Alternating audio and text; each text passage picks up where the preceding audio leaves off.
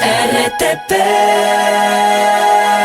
Y con él hablaremos sobre Petroecuador y su decisión de declarar estado de fuerza mayor y emergencia en el terminal marítimo de Esmeraldas, en ese balao que no es el balao que está aquí en el Guayas. Bienvenido, estimado Nelson, en la mañana en RTP. César, muy buenos días, un gusto saludarles a ustedes y a la audiencia. Siempre es bueno empezar con esta pregunta, estimado Nelson, para nuestra audiencia. ¿Qué ha pasado? Pero no ahora, sino en tiempos recientes. Denos un timeline, como dirían en inglés, de lo que ha ocurrido en, digamos, este complejo de terminal petrolera, de refinería y oleoductos que van hacia allá, porque parece que el tema es una tragedia que nunca se acaba con Esmeraldas y el petróleo. Efectivamente, bueno, solo para hacer un recordatorio de lo que vive la industria petrolera ecuatoriana, que es bastante obsoleta, viene de los años 60, no ha tenido un overhaul durante años, no ha habido inversión para mejorar facilidades, la tanquería está sumamente vieja, los oleoductos están viejos, los campos petroleros están sumamente despedazados, abandonados, entonces... Este es el simple reflejo de todo el colapso sistémico petrolero que vive el Ecuador. Los mismos reportes internacionales nos indican que Ecuador dejó de ser un país petrolero no porque no tenga reservas petroleras, sino porque no se le ha dado el trato profesional, administrativo necesario para que la infraestructura se mantenga operativa y cumpla los estándares internacionales de competitividad. Y eso es lo que se ve reflejado ahora en la última decreto de emergencia, que es costumbre en el Ecuador para evitar, para forzarles a fuerza mayor, para evitar demandas de proveedores internacionales y todo lo que viene en consecuencia. Entonces es más para evitar justamente problemas más graves que pueden tener las autoridades con contratos incumplidos, pero realmente la base de esto es lo que se repite constantemente en el Ecuador, donde cada vez son mayores y más frecuentes los accidentes, las roturas, la falta de producción, porque realmente, y repito, la infraestructura petrolera es obsoleta en el Ecuador y eso se refleja ya en este colapso sistémico del sistema petrolero ecuatoriano. Ahora, señor Balión, ¿cómo podemos hacer para prevenir que esto suceda? Podemos hablar de quizás las reparaciones a corto plazo, que obviamente deben existir, pero sería también importante entender a largo plazo cómo se puede prevenir todo esto. Mire, aquí hay una cosa que se ha repetido durante los últimos 7 años, si no mal recuerdo, en los gremios petroleros y energéticos del país. Mientras el sistema petrolero, eléctrico o minero pasen y se delegan a manos privadas, es sumamente difícil que obras que se necesitan capital intensivo, miles de millones de dólares de inversión, se puedan actualizar y puedan ser productivos. Si a la casa no le doy mantenimiento, simplemente se va a destruir. Así de sencillo. Entonces, la única manera de prevención es delegar al sector privado para que puedan administrar. Y solo le doy un ejemplo, el Ecuador lo tiene. Lastimosamente en el Ecuador se vive del discurso de que si se entrega a un privado se va a privatizar y se va a llevar los privados. Yo creo que en un mundo tan conectado, que lastimosamente las redes sociales más se usan para chistes, mofas, hay que también ver que las redes sociales son informativas y básicamente dentro de eso se puede ver cómo empresas que se han delegado al sector privado han sido productivas. En el caso del Ecuador, el Banco del Pacífico es el mayor ejemplo de tener un activo del Estado siendo productivo y bien administrado. Por constitución, los activos como el petróleo que tiene el Estado, pues simplemente siempre serán del Estado. Lo que se busca es administrar de una manera más eficiente y competitiva en un mundo que cada vez se demanda más energía. El día de ayer en los informes de reporte internacional, Argentina con este modelo de delegación a privados, pues ha conseguido 30.000 millones más de inversión petrolera en gas y petróleo. Japón acaba de invertir el día de ayer en Texas, sí, y en otros dos estados que no recuerdo en este momento el nombre, 30.000 millones de dólares para producción petrolera y de gas.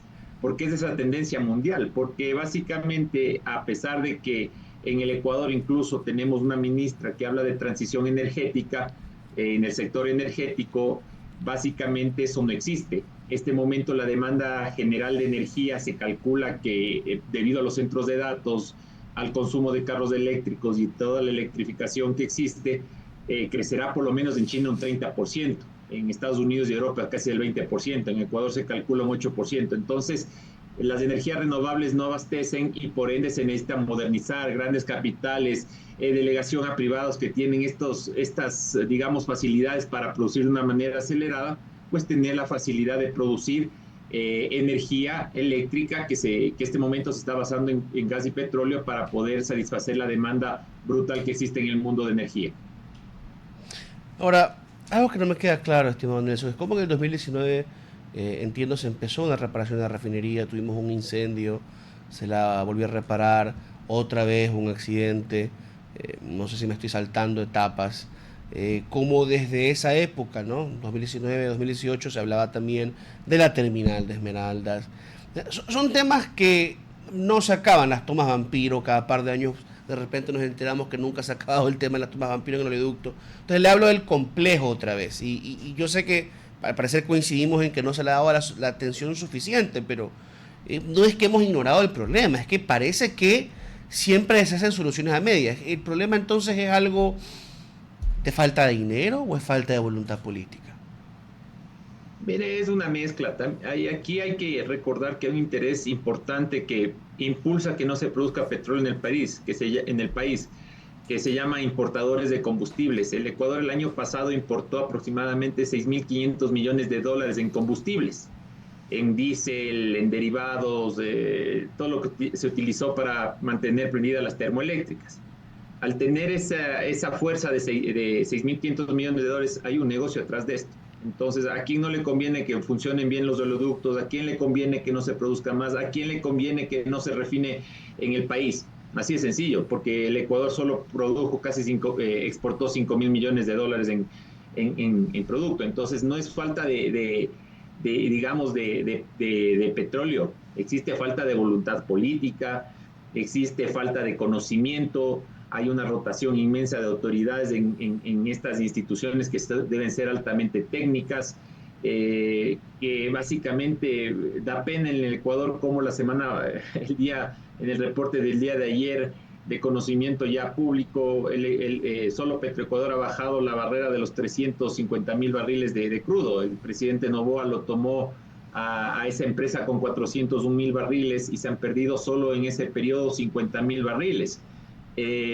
A pesar que en el 2014 el Ecuador tenía aproximadamente una producción de 570.000 barriles total como país, multiplique por el factor de WTI cuántos miles de millones de dólares ha perdido. La falta de conocimiento en el tema petrolero, mire cómo un presidente ofreció irse a 1 millón de barriles y también apoyó la consulta del ITT y terminaron cerrando un bloque que el costo de producción de todo lo que generaría el ITT durante el tiempo eran 50.000 millones de dólares. Entonces, repito, se le ha tomado a la ligera un sector bastante importante, con un discurso bastante ambientalista, bastante radical. A veces digo que con sustancias alucinógenas en la cabeza, diseñando estrategias desde un bar y no ver la realidad de la gente que realmente le afecta en esas zonas. Ahora ha venido a nivel global un presidente como el presidente Trump, que ha desarmado todos esos discursos verdes bastante psicodélicos que realmente han hecho daño a los países. Entonces, por eso los países han dejado básicamente de esos discursos bastante utópicos y pasando justamente al pragmatismo, y por eso Guyana ahora está explotando petróleo. Mire el caso de Venezuela, sobrepasó la barrera del 1.000.000 de barriles. Entonces, todo es decisión política, siempre y cuando el jefe de Estado y sus estimado Nelson, para concluir, porque después un tema interesante. No hay tiempo para discutir sobre la sostenibilidad entendida como combate al cambio climático, pero pensemos en la sostenibilidad económica.